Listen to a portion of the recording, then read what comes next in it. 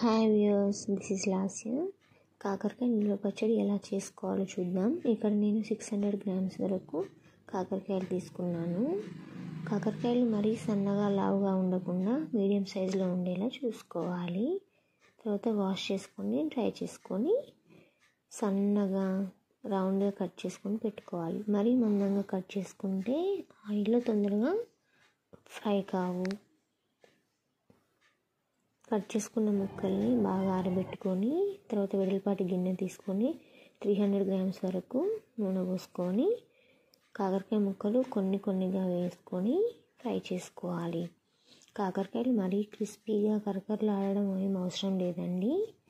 కాకరకాయలో ఉన్న water content అంతా పోయి కొంచెం రంగు మారేంత వరకు ఫ్రై చేసుకోవాలి. ఇలా కొన్నిగా కాకరకాయ ముక్కలు వేసుకొని ఫ్రై చేసుకోవాలి. ఇప్పుడు కాకరకాయలు బాగా ఫ్రై అయినట్టేనండి. తర్వాత కొంచెం చింతపండును వాష్ చేసుకొని హాట్ వాటర్ పోసి నానబెట్టుకొని మిక్సీ జార్లో వేసి మిక్సీ పట్టుకోవాలి. మిక్సీ పట్టుకున్న చింతపండు గుజ్జును పక్కన పెట్టేసుకోవాలి.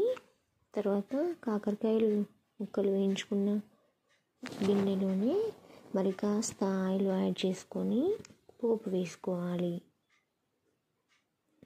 ఇప్పుడు ఒక 6-7 ఎండుమిర్చిని కట్ చేసుకొని వేసి వేయించుకోవాలి. తర్వాత ఎండుమిర్చి వేగిన తర్వాత కొన్ని పల్లీలు, ఒక 4-5 వెల్లుల్లి రెబ్బలు యాడ్ చేసుకోవాలి. తర్వాత కొంచెం కరివేపాకు, కొంచెం వెల్లుల్లి పేస్ట్ వేసుకొని ఒకసారి బాగా మిక్స్ చేసుకోవాలి.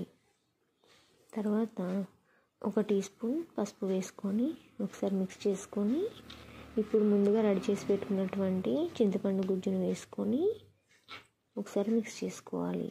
గ్యాస్ సిమ్లో పెట్టుకొని చింతపండు గుజ్జును బాగా ఉడకనివ్వాలి. చింతపండు గుజ్జు ఉడికిన తర్వాత స్టవ్ ఆపేసుకోవాలి.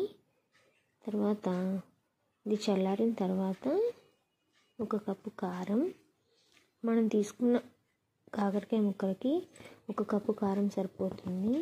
1/2 కప్పు సాల్ట్ యాడ్ చేసుకున్నాను. తర్వాత కొంచెం మెంతి పొడి, కొంచెం ధనియా పొడి వేసుకొని ముందుగా ఫ్రై చేసుకున్నటువంటి కాకరకాయ ముక్కలు వేసుకొని బాగా మిక్స్ చేసుకోవాలి. మిక్స్ చేసుకున్న తర్వాత ఒక ఎయిర్ టైట్ కంటైనర్లో పెట్టుకొని స్టోర్ చేసుకోవాలి. 2 డేస్ తర్వాత చెక్ చేసుకొని సాల్ట్ తక్కువ ఉన్నా యాడ్ చేసుకోవచ్చు. వేడివేడి అన్నంలోకి చాలా టేస్టీగా ఉంటుంది. ట్రై చేయండి. నా వీడియో చూసినందుకు ధన్యవాదాలు. నా వీడియో మీకు నచ్చినట్టయితే లైక్ చేయండి, షేర్ చేయండి and సబ్స్క్రైబ్ చేసుకోండి.